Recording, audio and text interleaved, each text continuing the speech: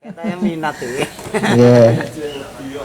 Dari Aisyah radhiyallahu anhu, sesungguhnya ia berkata, Rasulullah SAW jika hendak pergi maka beliau selalu menghuni istri-istrinya. Kemudian beliau pergi bersama istri yang namanya keluar dalam undian tersebut.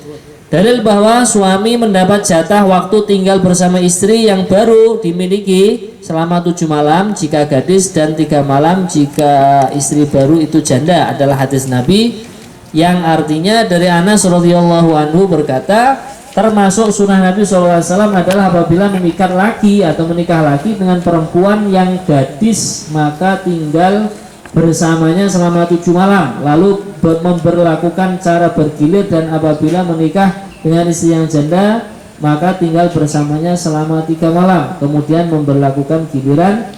Abu Kilabah berkata, sesungguhnya Anas radhiyallahu anhu menyandarkannya kepada Nabi SAW. Rawahu Bukhari dan Muslim. Ini hadis sahih ya.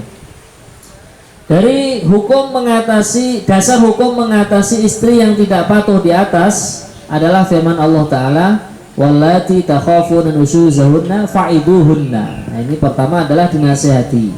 Wahjuruhunna fil madaji wadribuhunna fa in ata'nakum fala tabghu 'alaihinna sabila.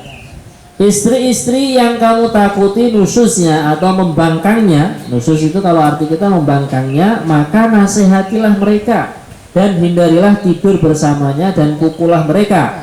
Kemudian apabila mereka telah mentaati atau setia kepadamu, maka janganlah kamu mencari-cari jalan untuk menyusahkannya.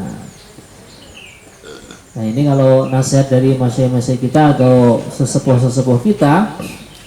Sebenarnya kalau di dalam rumah itu ada perkumpulan agama, itu akan menjadikan rumah tangga itu selalu samawa, sakinah, mawaddah, warahmah. Perkumpulan agama ya mungkin jenengan sama istrinya sama anak-anaknya ngaji yasin bareng-bareng, ngaji Al-Quran, tadarusan bareng-bareng ya. Kalau orang publik ya taklim, fadilah amal, hari ini fadilah apa, besok apa. Nah, itu diusahakan minimal setiap hari ada perkumpulan yang sifatnya itu adalah agama. Ya monggo jenengan kesepakatan keluarganya masing-masing. Nah di situ nanti kesempatan kita untuk mendidik anak-anak, mendidik cucu-cucu. Ya bahkan setiap hari. Nah, kalau jenengan masih punya anak-anak kecil itu ya, jangan lupa mencium anaknya.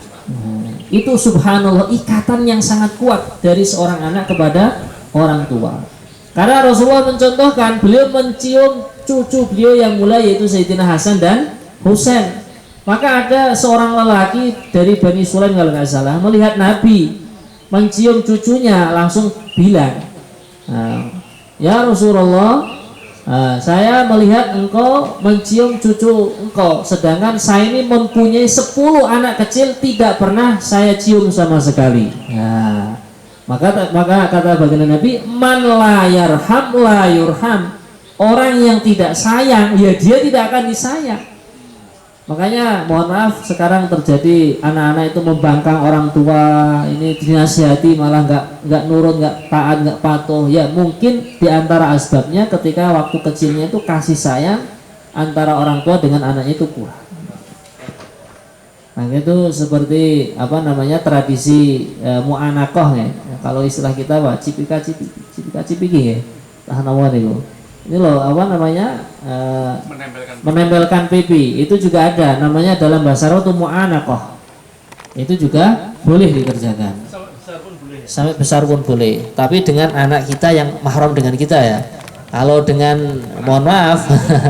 Kalau menantu boleh, menantu kan mahram dengan mertua. Ya, nanti kalau dengan tetangga atau dengan, nah ini tidak boleh. Intinya itu boleh bersentuhan kulit sama kulit itu apabila ada hubungan dengan mahram. Nah, gitu. Nah, ini. Kalau sama istri gimana? Sama istri, ya malah sangat boleh. Sunnah. Tapi kalau mau sholat ya jangan. Ini yang saya pertanyakan. Kalau selesai sholat, selesai perkara-perkara yang atau ibadah-ibadah yang tidak memerlukan wudhu ya silahkan. Wajib malah itu. Ini dari kemarin masih bingung saya. Istri Ya. sebelum kita nikahi bukan mahram kita. Ya, bukan mahram kita. Setelah kita nikahi mahram kita. Juga bukan mahram, tapi wanita yang halal kita sentuh, halal kita lihat. Karena kalau sudah dikategorikan mahram itu tidak halal dinikahi. Nah, wanita yang mahram dengan kita tidak halal kita jadikan istri. Karena yang namanya wanita mahram kan kemarin sudah dijelaskan, ada mahram dengan nasab, ada mahram dengan persusuan, ada mahram dengan pernikahan. Yang mahram dengan pernikahan itu mertua kita. Jadi walaupun istri misalkan sudah kita ceraikan, ibu mertua kau masih hidup, kita sungkem kepada beliau, cium tangan, rangkulan masih halal. Asalkan itu ma fauqa surrah, ma siwa baina surrah wa rubbah, selain anggota antara pusar dan lutut. Ya. Halal tapi tetap tidak boleh. Ya. Namanya apa tuh satu? Ya namanya istri, zaujah, istri. Nah. Apakah termasuk juga namanya muhrim jadinya? Nah, kalau muhrim itu Pak Haji, orang yang ihram, itu yang pergi ke Mekah. Iya, betul. Bukan, kalau istri ya istri. Wanita yang halal kita. Ada istilah muhrim buatan.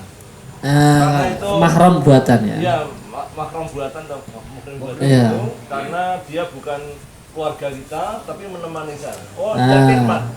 Nah, itu boleh asalkan kita sebagai laki-laki yang menemani itu kita sama istri kita atau sama perempuan yang yang mahram dengan kita. Cuman secara itu kan hanya secara surat menyurat saja.